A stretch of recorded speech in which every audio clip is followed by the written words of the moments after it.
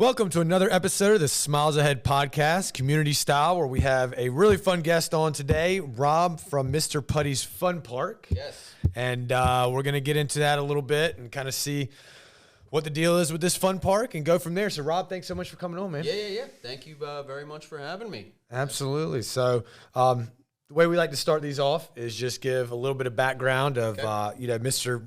Putty's Fun Park, how you got started, how you got into it, and then we'll go from there. Cool, absolutely, yeah. So we opened on May 21st of 2016, so 9 years now, celebrating Mr. Putty's 9th birthday on May 21st of 2024, so that'll be super fun. We always try and do an event, little birthday celebration for Mr. Putty every year, make sure we don't forget about him. Hey.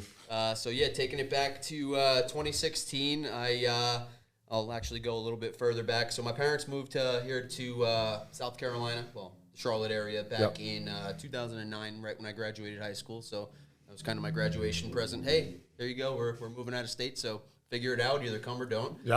So as an 18-year-old kid, I was like, well, I know more than my parents do, just like most 18-year-old kids. So I decided to stay in Long Island, New York, where I'm originally from.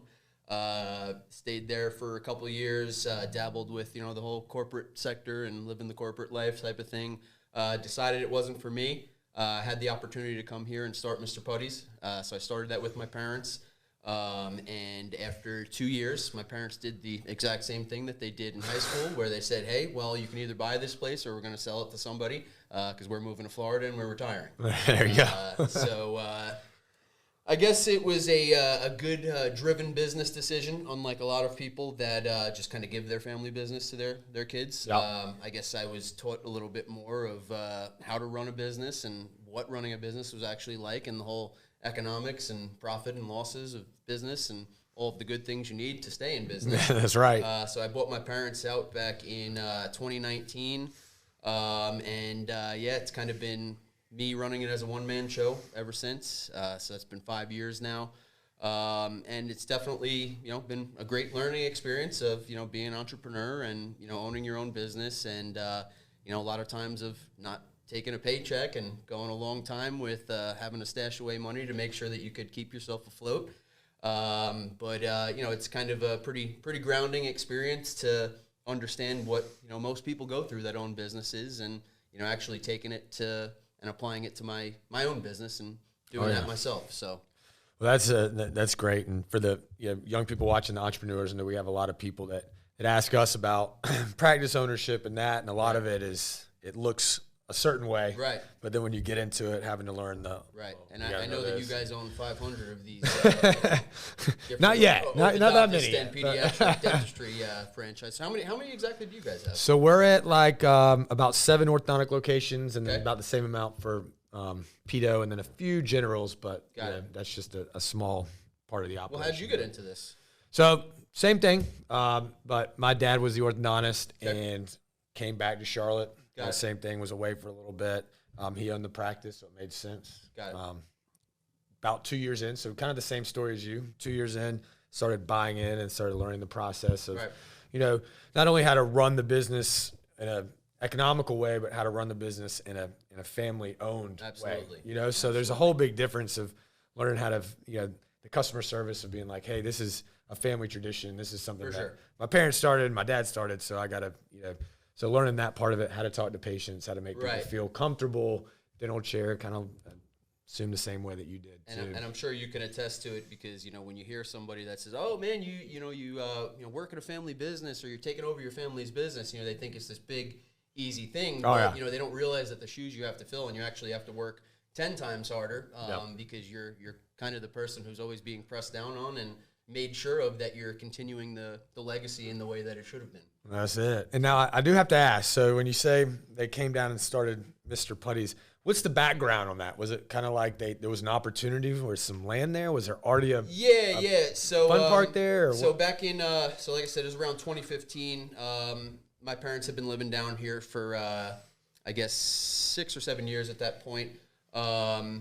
My stepfather, he worked for Wall Street for basically his whole career, and unfortunately with Wall Street, they like to push people out who make a little bit too much money because they want to save money. So he was kind of right around that time getting ready for retirement and just trying to figure out his next move. So he called me, and we kind of discussed over that whole year of 2015 what the business move was going to be and how we were going to collaborate on it and get it done. So after a lot of borrowing, and stealing, we figured out how we were going to get it done.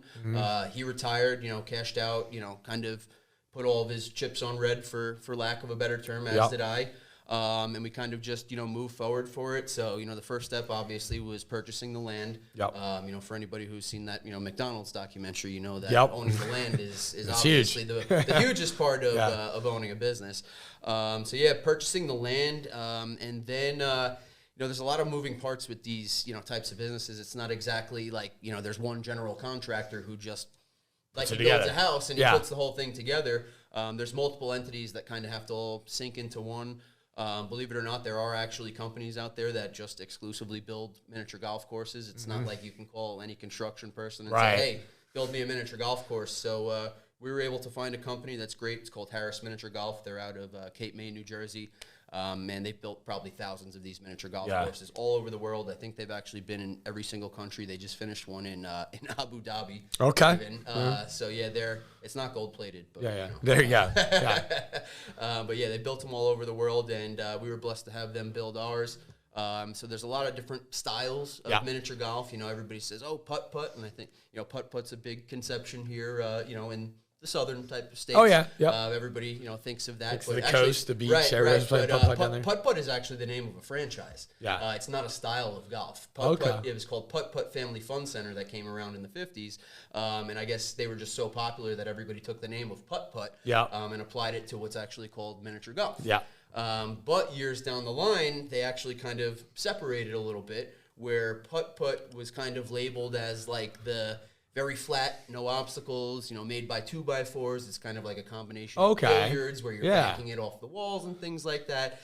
And then the miniature golf came around, and that was more of like the jump shots and the windmills and the crazy things that there are, and then branched off on all different types of, jungle golf, adventure golf, and, all these different types of themed things where it all kind of funnels into the gameplay aspect of it, as well as, the surrounding different type of themes that you have going on, and I guess that also depends on where you're at. So I like to call Mr. Putty's a championship style miniature golf. There you go. That's interesting. I didn't know that history, so always learning something. Right. Now, in terms of, I know it's called, has the putties in it and all that, but y'all offer, like, for our audience, what do they expect when they come to Mr. Putty's Fun Park? Right. So Mr. Putty's Fun Park, it's a lot more than just miniature golf. We're an adventure-themed type of place, so we have stuff like ropes course and zip lining, bungee bouncing, where the kids get strapped into the harness and jump up 10 feet high into to the air on the trampolines. We do rock climbing. It's called the timber climb. So we have 3 different sized, they're like telephone poles. One's 30 feet, one's 40 feet, and one's 50 feet. And there's basically climbing holds on them. You're strapped into a belay. You climb all the way to the top, and then you rappel back down. We have something called the Challenge Zone. The Challenge Zone is 5 different skill and agility-based games that are kind of based into one pay-one price area. All multiplayer. There's a couple of water games in there. We have a game called the Shoot and Shower. It's a basketball game where you compete against your opponent, and the loser gets sprayed with a 5-second shower. We have something called the Balloon Blaster, where it's a balloon popping competition where you're popping a water balloon over your opponent's head. We do wax hand mold making, where you can make a different style hand thing and color it and take it home as a keepsake. So we have a lot of different stuff. Also stuff for the adults. We have axe throwing. We serve beer and wine. So it's kind of a full encompassed place where we have something for everybody. It doesn't show any bias to anybody. That's great. I assume this time of year too is going to get real popular. I mean, you want to get outside, it's staying light a little bit longer. Unfortunately, not everybody's like me, where they like it when it's 95 degrees. Me too. Out. I like it too. I would rather sweat my butt off than freeze my butt off. And that's always how I will be. But springtime is usually our really, start of the busy season. These nice 75-degree days where, people like to be outside, like I said before, they, are sweating all day. So, springtime is definitely great for us, especially the upcoming spring break. Spring break is always a really, really busy week for us because, like I said, the weather's so good. And, it seems like a lot of people are coming from all different places to come and visit here. You know, a lot of people that come from up north and visit family here. And, you know, even though a lot of people here go on vacation, we get a lot of out-of-towners that come in and, you know, want to come to places like Mr. Putty's because they have so much family. Yeah. And speaking of spring, I know y'all have a big Easter event coming up. What's the deal with that? So we're doing our first annual Easter egg hunt this year. And it's kind of going to be like almost like a trunk or treat style. Are you familiar with like what they do for trunk or treats for Halloween? Yeah. So we I kind of cultivated it myself, you know, not to pat myself on the there back you go. too much, Someone's got it. Right? Yeah, it's like a blend of a trunk or treat mixed with an Easter egg hunt. This way, it's more fair for everybody, and it's not like, hey, we're dropping 10,000 eggs out here, and all these kids are going to race, and the 12-year-old kids will trample the 5-year-old kids. We've seen it all. We've always seen it happen. Everybody has seen that before. So we've invited vendors to come out, set up on the miniature golf course. Each vendor has an assigned hole out on the miniature golf course where you guys will be there. We'll be there. Yeah. In case anybody loses a tooth or gets hit in the mouth, we're there. That's right. Exactly. So basically, the way the flow of events will look is people will arrive. We have the police department that's involved. They're going to be handing out these personalized tote bags to the kids. So this way, the parents don't even have to worry about bringing Easter bags for the kids. So they'll grab the tote bags and they'll start on hole number 1, just like they would, you know, for a round of miniature golf. They'll meet the vendor on hole number 1. Parents will talk to the vendor about whatever their service is. You know, we have a lot of different types of vendors, like you guys, people that sell physical services, people that sell crafts, real estate agents, and all different types of things. A deli that's going to be sampling Italian goods, which is super cool.